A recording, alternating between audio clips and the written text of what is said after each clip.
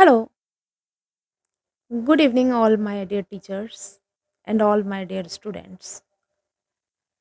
अभी शिक्षक प्रशिक्षण की कड़ी को आगे बढ़ाते हुए हम जिस टॉपिक को लेने वाले हैं, एनईपी 2020 के टीचर्स ट्रेनिंग के बाद जो लगातार शिक्षक प्रशिक्षण संस्थानों में चल रहे हैं, इस टॉपिक का बड़ा ही महत्व है और हर क्लासरूम में इस टॉपिक की चर्चा होती है और वो टॉपिक है लर्निंग आउटकम।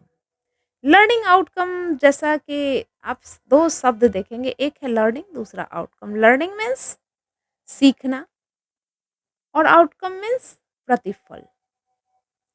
देखिए, तो पहले भी तो हम लर्निंग करते थे ना। लर्निंग का एक डेफिनेशन बड़ा सिंपल भाषा में यदि कहें तो व्यवहार में परिवर्तन, व्यवहार में परमानेंट परिवर्तन। मतलब लर्निंग से व्यवहार में चेंज आता है।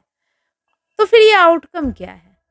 तो वैसा परिवर्तन, व्यवहार में सीखने के बाद वैसा परिवर्तन जो छात्र के जीवन में कुछ प्रतिफल दे या देश, समाज, परिवार के जीवन में कुछ प्रतिफल दे। तो सीखने के प्रतिफल जैसा कि शब्द से ही लग रहा है कि किसी भी चीज़ को बच्चों को सिखाने के बाद बच्चे के अंदर जो बिहेवियर चेंज है प्रतिफल के रूप में। ओके, इसमें एक नॉर्मली जो लर्निंग आउटकम एनसीईआरटी पे दिया हुआ है या हम जो लिखते हैं उसे कहा जाता है कि प्रेजेंट टेंस में लिखना। बड़ा कंफ्यूजन रहता है क्लास में कि प्रेजेंट में क्यों। देखिए,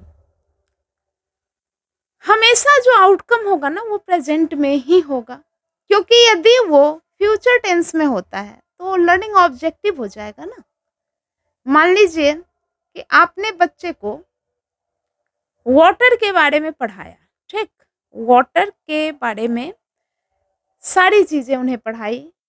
वाटर का जो प्राकृतिक स्रोत है, वाटर को कैसे बचाना चाहिए, वाटर की अभी जो इमरजेंसी है, दुनिया की जो स्थिति है पानी को लेके, साथ ही उसके केमिकल बॉन्डिंग्स, उसके सारे एस्पेक्ट को आपने पढ़ा दिया, ठीक? तो जो आप पढ़ाने गए, तो उस समय आपने सोचा कि हम बच्चे को पानी के बारे में पढ़ाएँगे, तो आप क्या लेके गए? ऑब्जेक्टिव लेके गए ना, एक सोच लेके गए, एक उद्देश्य से लेके गए, राइट? तो जो हम उद्देश्य से लेके जाते हैं, वो हमारी लर्निंग ऑब्जेक्टिव होती है, इसलिए वो हमेशा फ्यूचर टेंस में होती है। आउटकम को हम फ्यूचर में यदि लिख देंगे, तो वो ऑब्जेक्टिव हो जाएगी, राइट? जब आपने क्लास में इस प्रकरण को, इस एपिसोड को पढ़ाया, ओके? और रनिंग क्लास में आपने देखा कि अभी-अभी बच्चे ने बॉटल खोला और बहुत जितना पानी पीना था, उतना ही पानी पिया और प्रॉपर फिर बॉटल बंद कर दिया, जबकि आपने कल देखा था कि बच्चा आधा पानी पी रहा है और आधा पानी फेंक रहा है। दूसरे बच्चे को आपने देखा कि मिड डे मील में गया है, तो खाने के बाद उसने हाथ धोने के लिए नल से जो पानी चलाया तो बिल्कुल भी वेस्ट नहीं किया। ओके। तीसरे बच्चे को आपने देखा कि पानी के प्रति वो काफ़ी सिंसियर हो गया और वो अपने दोस्तों के ग्रुप में चर्चा कर रहा है कि अब हम पानी को बर्बाद नहीं करेंगे। तो ये जो आपका ऑब्जर्वेशन है, आप क्या कहेंगे फिर?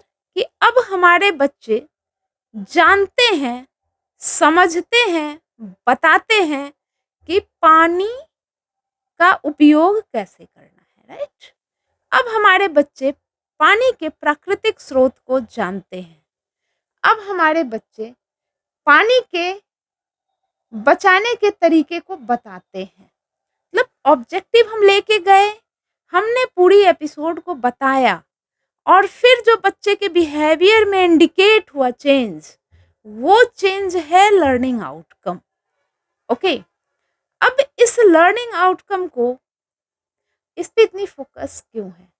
तो इस लर्निंग आउटकम को बुक्स में इसलिए लिखा गया है या एनसीईआरटी के वेबसाइट पे इसलिए दिया गया है क्योंकि इसे टीचर्स या पेरेंट्स या वैसे पदाधिकारी लोग जो स्कूल में जाके जांच करते हैं या डेवलपमेंट के लिए काम करते हैं, उनके लिए एक रोड मैप का काम करे।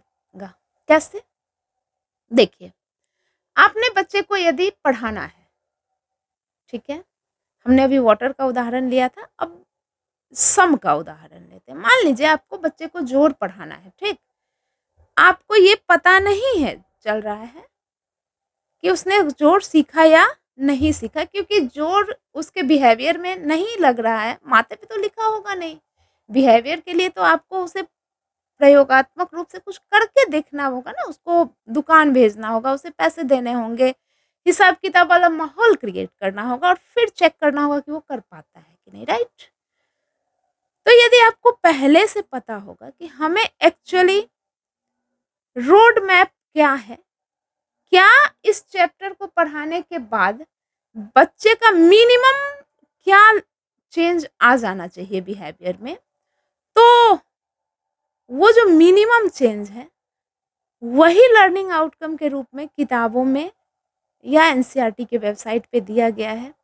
यह बिल्कुल टीचर्स के लिए काफ़ी हेल्पफुल है, ये बिल्कुल पेरेंट्स के लिए काफ़ी हेल्पफुल है। देखिए, कई बार क्या होता है ना कि क्लासरूम के अंदर बच्चों को आपने पढ़ा दिया, सिलेबस कंप्लीट है, बच्चे ने एग्ज़ाम में कुछ लिखा नहीं ठीक से। अब पेरेंट्स आपको आके बता रहे हैं, ऐसे कंडीशंस बने हैं, मेरे सामने भी बने हैं और बनते ही हैं, सोसाइटी में इस तरह का कंडीशन होता है। पेरेंट्स आके आपसे कह रहे हैं कि बच्चे ने ये सीखा ही नहीं है, आपने पढ़ाया ही नहीं। आप उन्हें कॉपी दिखा रहे हैं कि हमने इतना पढ़ाया, राइट? लेकिन एक्चुअल बात क्या है ना कि आपने पढ़ाते समय फॉर्मेटिव असेसमेंट किया ही नहीं कि बच्चा सीख रहा है कि नहीं। तो फॉर्मेटिव असेसमेंट यदि आप कर लेते, तो फिर आपको पता चलता कि मैं पढ़ा तो रहा हूँ, लेकिन बच्चा सीख रहा नहीं है। ये फॉर्मेटिव असेसमेंट के लिए जो रोड मैप तैयार होता है, वो रोड मैप, वो गाइडलाइन हमें लर्निंग आउटकम देता है। लर्निंग आउटकम बहुत सारा हो सकता है एक एपिसोड का, लेकिन मिनिमम लर्निंग आउटकम जो प्रत्येक एपिसोड से फाइंड करनी है किसी भी किताब के, वो एनसीईआरटी के वेबसाइट पे दिया गया है। ओके, तो होपफुली लर्निंग आउटकम आपका क्लियर हुआ होगा। आगे की कड़ी में इसके और सारे जैसे आइटम डेवलपमेंट पे बातचीत करेंगे एंड एक्टिविटीज़ पे। Thank you very much.